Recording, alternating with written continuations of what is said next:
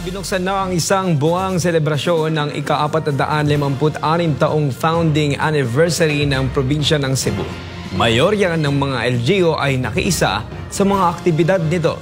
Narito ang balita mula sa Cebu City sa Eileen Navarro. Nangiibabaw ang pagkakaisa ng mga LGU sa pagbubukas ng ika-456 founding anniversary ng probinsya ng Cebu. Simbolo ng pagkakaisa ang pagdalo ng karamihan sa mga alkalde ng Cebu sa selebrasyon. Kabilang sina Cebu City Mayor Nestor Archival at Vice Mayor Tommy Osmeña, mga leader ng highly urbanized city na noon bihirang makilahok sa aktibidad ng probinsya. Maging ang lungsod ng Danao na dating hindi aktibo sa mga programa ng lalawigan, ngayon ay may mahalagang papel sa isinusulong na inclusive growth ng Cebu. Binigyang diin ni Governor Pam Baricuatro na walang kulay ang kanyang pamumuno, bagay na pinatutunayan ng kanyang maayos na pagkikipagtulungan kay Vice Governor Glenn Soco sa kabila ng kanilang magkaibang partido. Kita gyud nako no ang what happens kung magkahiusa ang tanan. So this is one venue karon where I seeing the potential of the province of Cebu nga kung magkahiusa di ay daghan kayo tag ma-accomplished. And if you noticed, everybody seems to be in good mood, jolly kaayo ang mga tao diri, and I am sure they are also happy to exhibit here sa atong probinsya. Yes. Yung mga Cebuano are very matured, no, as a people, no. We may come from different political affiliations, pero at the end of the day, yung pakay namin is only yung tao eh. We owe it to the people eh. We have the moral obligation to work together. So ipapakita namin yan, makakaasa kayo. Sa pagbukas ng selebrasyon ng probinsya ng Cebu, tampok ang tree planting sa loob ng Capitol Compound na pinungunahan ni Governor Pam Baricuatro at Vice Governor Glenn Soco, kasama ang mga opisyal ng Kapitolyo, SP board members at LGUs. Binuksan din ang tabo sa Kapitolyo na tatagal hanggang Agosto 10, na nilahukan ng 51 LGUs, kabilang ang Cebu City at 31 pribadong kumpanya. Isa pa sa mga highlight ay ang AgriConnect Food Summit 2025, kung saan nagtipon ang mga magsasaka, negosyante at policymakers upang talakayin ang mga solusyon para sa food security sa mga komunidad.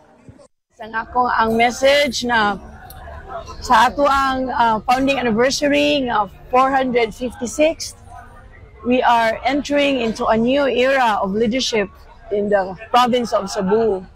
Since this is my first time to experience this, I am so amazed and I am so happy and I'm so delighted that most of the mayors are here, and also the exhibitors. There are 50 exhibitors, only one ang wala ka join. So daghan kay tag produkto no nga angay nato i-promote to international market. I have seen a few nga promising kayo and I will do my best to promote it. At dahil isa itong makasaysayang aktibidad, nagpaabot din ng mensahe ang ilan sa mga alkalde na lumahok at nakiisa sa naturang pagdiriwang. I'm so glad to be part of this, even though it's my first term. Dako na kong garbo. Because for the last 9 years, kasama ko ka-legislator today, one of the provincial board members representing the 6th district of the province of Cebu. So I just want to congratulate Governor Pam Baricuatro, Vice Governor Glenn Soco, the rest of the board members, and to all the mayors that are here today for their unity and strength they have shown. No, not only today, but katupang mga niaging mga panahon. No, we won't be here today kung wala sa to sila. Well, like the agricultural presentation na ang amuan na gani, participate me, and I hope during this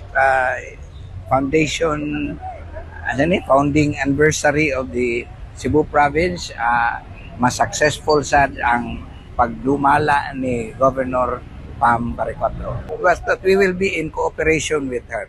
Mag-inaut ko nga matabangan mi sa mga tourism o dapat na itong district hospital dito nga mabisita ta o dagan pang developonon sa itong lungsod na kinahanglan nagtabang sa probinsya.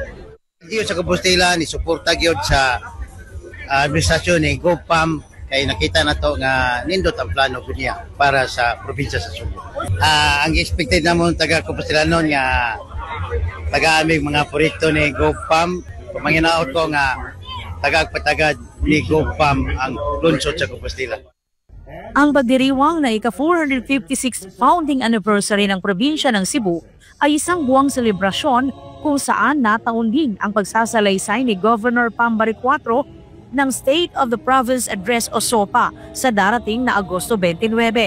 Ayon sa gobernadora, abangan na lang ng mga Cebuano ng ilan sa mga revelasyon na dapat nilang malaman. Yes, part of our agenda, Danghang Revelation, because of course, it's about transparency, right? It's not about hitting at people or former officials, but it's about transparency. So I owe it to the public to reveal what has to be revealed. Para sa Diyos at sa Pilipinas nating mahal, Aileen Navarro, SMNI News.